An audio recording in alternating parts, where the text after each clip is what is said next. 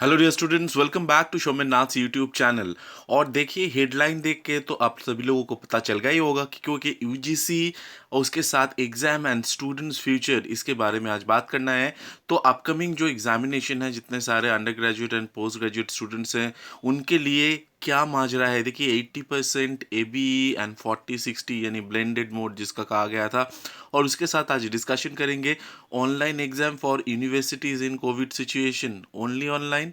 So the question is here. So let's begin with this, and I would like to request all of you, don't forget to subscribe Shominath YouTube channel for the latest and updated information. तो चलिए देख लेते हैं आगे क्या है। माजरा ये है कि देखिए, UGC bats for reforms in exams with a focus on continuous evaluation. इसका मतलब क्या हो रहा है? तो देखिए, यहाँ पे लिखा गया है, कॉलेजेस एंड यूनिवर्सिटीज में soon adopt continuous comprehensive evaluation, a method that shift focus from only annual और सेमेस्टर लेवल समेटिव असेसमेंट और सिस्टम है। हाँ, आप लोग ठीक ही सुन रहे हैं, कोई गलती नहीं है यहाँ पे मेरा।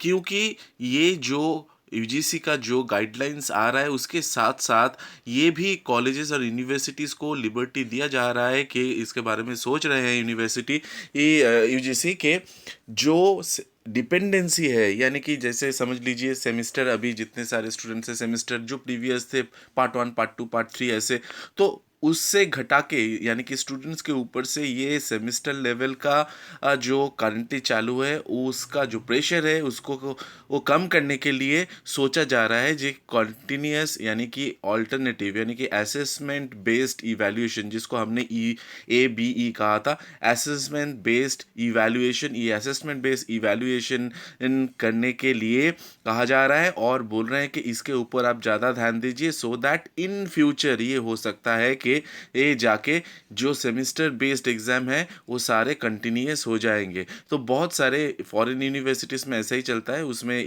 सेमेस्टर ऐसा कुछ नहीं होता। आपको वो सिर्फ पूरा पूरा असेसमेंट के ऊपर बेस करके आपको जो मार्क्स वो मिलता है, और फाइनली आपको जो डिग्री सर्टिफिकेट वो मिल जाता है। यहाँ पे भी शायद वो चालू हो सकता है, तो इसके ऊपर जोर दिया जा रहा है। तो ये तो गया, ठीक है।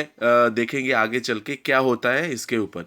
अभी चलिए बात कर लेते हैं और एक टॉपिक जो है बहुत ही वो है द हिंदू में ये पब्लिश हुआ है आज के दिन। The teachers groups opposes UGC move on blending learning, यानी कि ब्लेंडेड जो मोड है, इस मोड में ऑपोज किया गया है 60% 40%।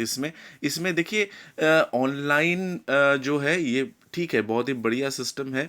लेकिन कोविड सिचुएशन जब तक रहेगा तब तक ऑनलाइन बहुत लागू है, चल रहे, यही हम लोग चाहते हैं, क्योंकि इसमें स्टूडेंट्स का फ़ायदा है। लेकिन हाँ, इसके साथ साथ और एक बात आ रहा है उठ के, जो सारे टीचर्स फिटर्निटी हैं, उसमें से ये अलग अलग जो डिफरेंट ओपिनियंस हैं वो भी दे रहे हैं। उसके साथ ये भी बोल रहे हैं कि एक इकोनॉमिकल डिवीजन तैयार होगा इससे। जो लोग पिछले, यानी कि ये पिछड़े वर्ग के जो लोग हैं, उन लोगों के पास जो साधन नहीं है, यानी कि कंप्यूटर लैपटॉप, या फिर इकोनॉमिकली वीक हैं, तो वो लोग कैसे करेंगे? या तो फिर आप देख लीजिए, पर डे जो क्लास करने के लिए जो जो डेटा चाहिए उसके पास है कि नहीं, उसको खरीदने का जो वो क्षमता है वो है कि नहीं। और इसके साथ और एक बात उन्होंने कहा है यहाँ पे, कि जो फ्यूचर टीचर्स जो यूजीसी नेट या फिर डॉक्टरेट जो भी कहिए करके आने, इस प्रोफेशन में आने वाले थे, उनका भी संख्या जो है वो घट जाएगा। तो इसके लिए ये लोग ऑपोज कर रहे हैं। लेकिन अभी हाँ, कोविड सिचुएशन में ये लोग बोल रहे हैं कि ऑनलाइन एग्जामिनेशन जो है एकदम जायज़ है।